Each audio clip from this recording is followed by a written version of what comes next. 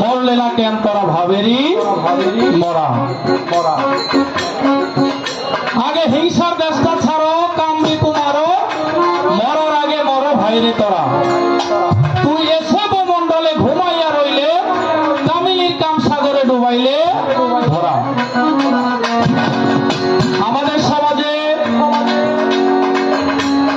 পীর মুরিদ নিয়ে বিভিন্ন ধরনের সমস্যার সৃষ্টি হয়।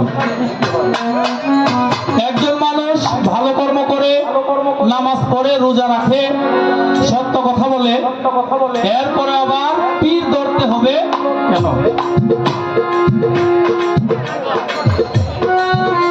আল্লাহ পাক কুরআনে বলেছেন, কেউ কাফের হইয়া কবরবাসী হয় না। হাদিস তাফসীরে এসেছে, যে লোক বায়াত গ্রহণ না করে মৃত্যুবরণ করলো, সে কাফের হয়ে মৃত্যুবরণ করল। ছোট করে কথা রাখবো,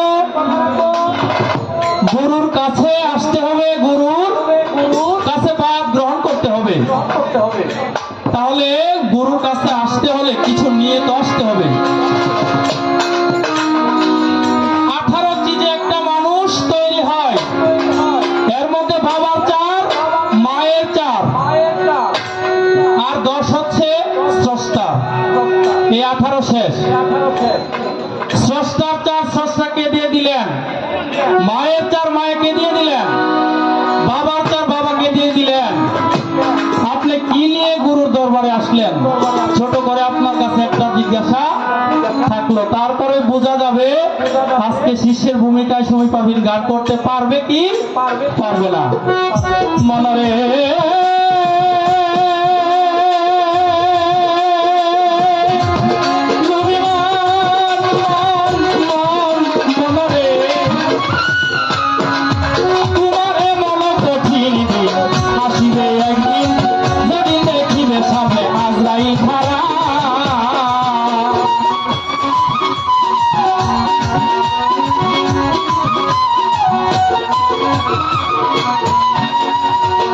মনরে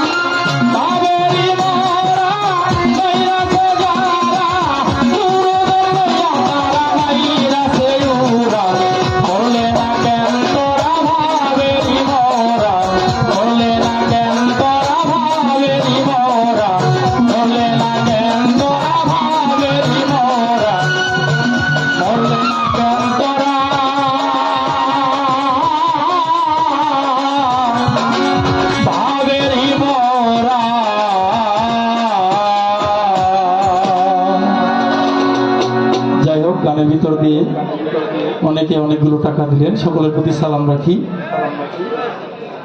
আমাদের মধ্যে আরো অনেক নেতৃবৃন্দ উপস্থিত হয়েছেন।